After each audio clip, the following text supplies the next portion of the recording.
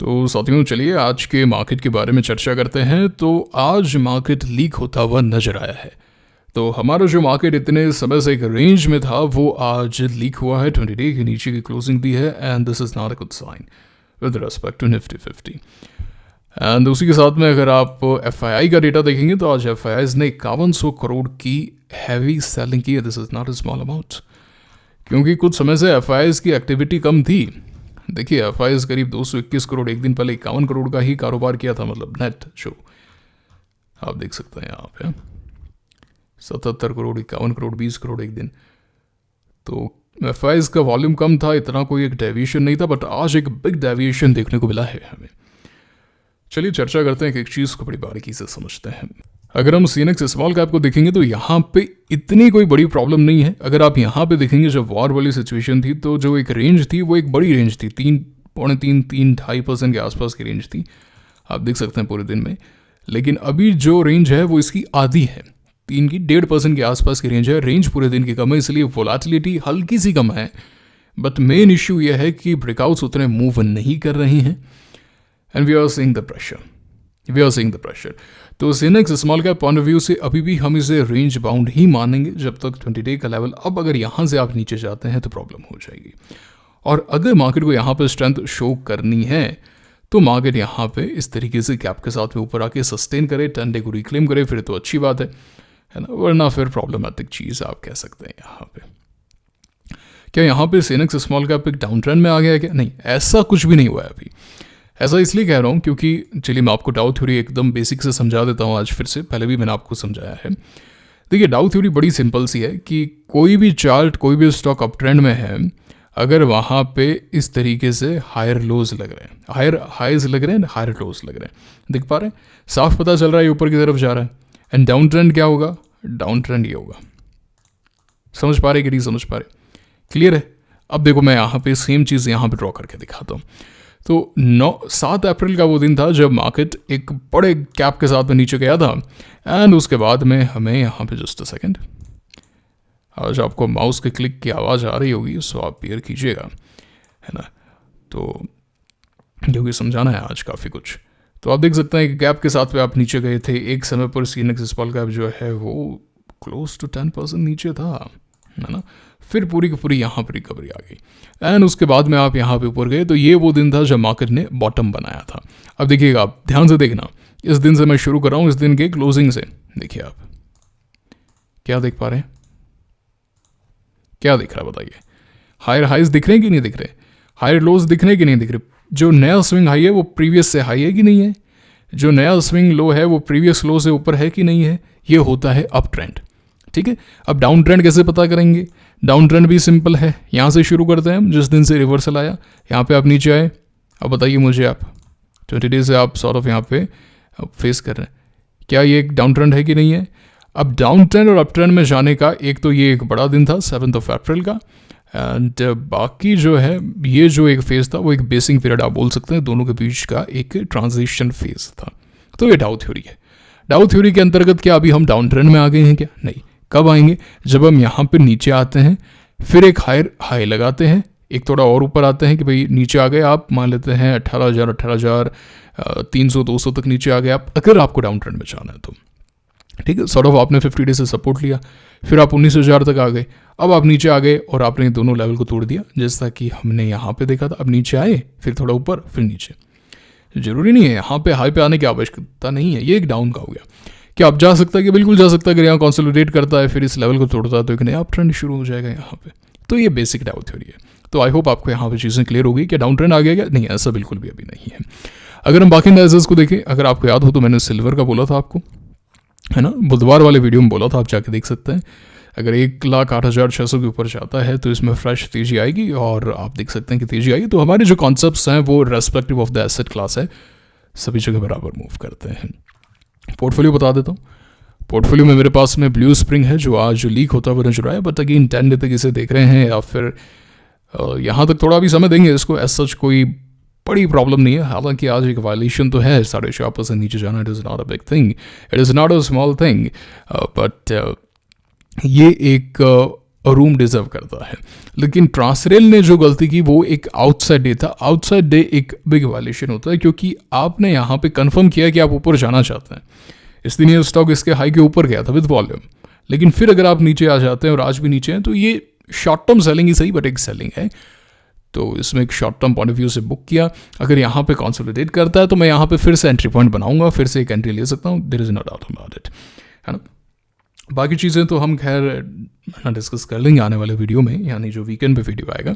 बाकी अभी number season शुरू हो चुका है गाइस, तो मार्केट के गिरने का एक रीज़न ये भी होता है कि नंबर्स जब आते हैं तो उससे पहले जो प्रॉफिट पूरे क्वार्टर में होता है तो उसको बुक किया जाता है, ताकि इस क्वार्टर में जो अच्छे नंबर्स हैं, जहाँ पे सेक्टर्स में एक्शन नज़र आ सकता है, नए सेक्टर्स की तरफ पैसे को रोटेट किया जा सकता है, वहाँ पे पैसा जाता है। जैसे कैपिटल मार्केट क्वार्टर के एंड आते आते पीक कर गया, डिफेंस जो पिछले क्वार्टर में हॉट था या जो रेलवे थोड़ा सा हुआ था वो सारे पीक कर गए, तो वो पैसा बाहर आएगा।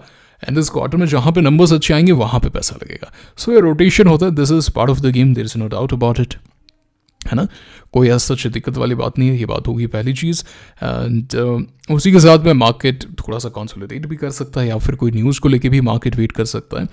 बट कहीं ना कहीं हम नंबर्स में जा रहे हैं। अगर आप टेलीग्राम चैनल ज्वाइन नहीं करते हैं तो अवश्य ज्वाइन कीजिए, क्योंकि हम यहाँ पे नंबर्स देखते हैं, आज इसके नंबर्स हैं, आज इसके नंबर्स हैं। एवेन्यू सुपर मार्केट के नंबर आए हैं तो यहाँ पे देखना होता है कि भाई इस सेक्टर के ये 4 टॉप कंपनी है। मान लो फॉर एन एग्जाम्पल मान लेते हैं कि भाई रेलवे सेक्टर के हमें नंबर्स देखने हैं, ठीक है ना। तो रेलवे में हम देखेंगे कि भाई IRFC के नंबर्स कैसे आ रहे हैं, RVNL के नंबर्स कैसे आ रहे हैं, लीडर्स कैसा परफॉर्म कर रहे हैं। या फिर डिफेंस में हमें शिप बिल्डिंग में देखना है तो कोचिन शिप के नंबर्स कैसे आए, मझगांव डॉक के कैसे आए, तो हमें एक आइडिया लग गया कि हाँ भाई ये सेक्टर अभी भी हॉट है। एंड उसी के साथ में क्या हमें गैप अप्स देखने को मिल रहे हैं क्या। जैसे फॉर एन एग्जाम्पल अगर मैं आपको दिखाऊँ, अमल के आज नंबर्स आए हैं, नंबर्स अच्छे आए हैं मेरे अनुसार। तो अमल के जब यहाँ पे नंबर्स आए थे, ये जो क्वार्टर था दिसंबर वाला जो क्वार्टर था, तो यहाँ पे इसमें एक ब्रेकआउट हुआ था। तो एक करीब 60% ऊपर गया था। फिर यहाँ पे कोई खास नंबर्स नहीं आए, पूरा नीचे आ गया। तो इस बार जो है ये नंबर से पहले एक बार फिर से ऊपर आने लग गया ना, ऊपर दिख पा रहे हैं आप। तो ये चीज़ है। तो जहाँ पर भी अच्छे नंबर्स आ रहे होते हैं, इसमें एक एंट्री पॉइंट था। यहाँ पे कोई देखना चाहे BSE स्टॉक को ट्रेड करता, बिल्कुल यहाँ एक एंट्री पॉइंट था, यहाँ था, इनफैक्ट ऑन दिस डे था। तो नंबर से एक दिन पहले तक कभी कभी पहले मूव आ जाता है कि भाई पिछले क्वार्टर के नंबर्स प्राइस नहीं हुए, अब मूव कर जाता है। काफ़ी बार क्या होता है, नंबर्स के बाद में अच्छा मूव आता है। तो हमें ये सब चीज़ें ट्रैक करनी होती हैं। टेलीग्राम चैनल ज्वाइन करें, वहाँ पर मैं आपको अपडेट दे दिया करता हूँ, ठीक है। तो आज हमने डाउ थ्योरी के बारे में पढ़ा। हमने ये भी सीखा कि नंबर्स को हमें ट्रैक करना है, देखना है कौन से सेक्टर्स के कैसे नंबर्स आ रहे हैं, ताकि एंड प्राइस एक्शन क्या आ रहा है। नंबर्स अपने आप में कोई मैटर नहीं करते हैं, एंड मैं आपको ऐसी कंपनीज भी दिखा दूंगा जहाँ पे नंबर्स इतनी कोई खास ग्रोथ नहीं आई, but stocks are doing good because future को डिस्काउंट करता है मार्केट, है ना। नंबर्स कैसे आए, सेक्टर कैसा परफॉर्म कर रहा है fundamentally, and at the same time price action क्या मैच कर रहा है क्या उससे। अगर मैच कर रहा है then it's perfect. Price action के अंदर भी हमें गैप्स एंड एक्शन देखने को मिलना चाहिए, जैसे यहाँ पे था मोटा मोटी। ओके, वारी एनर्जीज का चार्ट ठीक है, रिवर्स हो गया है जहाँ से हम चाहते थे, नीचे होता तो और बढ़िया बात होती है। अब देखते हैं क्या 1-2 दिन रुकता है क्या, फिर बाई करने का सोचेंगे। डिजिटाइड वही है, वोलेटिलिटी मार्केट अजीब सा था आज, है ना, अजीब सा मार्केट था, but solar sector is still hot. Stocks के बारे में हम वीकेंड पर अच्छे से चर्चा करेंगे, है ना, एक वीडियो बनाएंगे हम।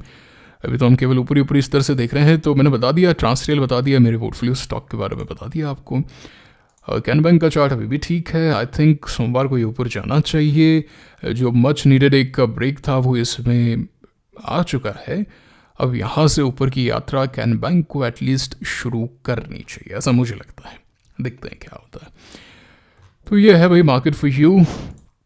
सुजलॉन भी अब ऊपर की यात्रा शुरू करना चाहिए भाई, बहुत कंसोलिडेशन हो गया सुजलॉन का। पिछले क्वार्टर के नंबर्स अच्छे आए थे, अब अगले क्वार्टर में हम जा रहे हैं, है ना। अच्छा, एक चीज़ मैंने नोट की है कि जैसे अर्निंग सीजन शुरू होता है ना, अप्रैल मई जून, फिर जुलाई से वापस से शुरू हो जाता है, तो जो रियल मोमेंटम आता है वो लास्ट के 4 से 5 हफ्तों में आता है, जो रियल मोमेंटम आता है मार्केट पे।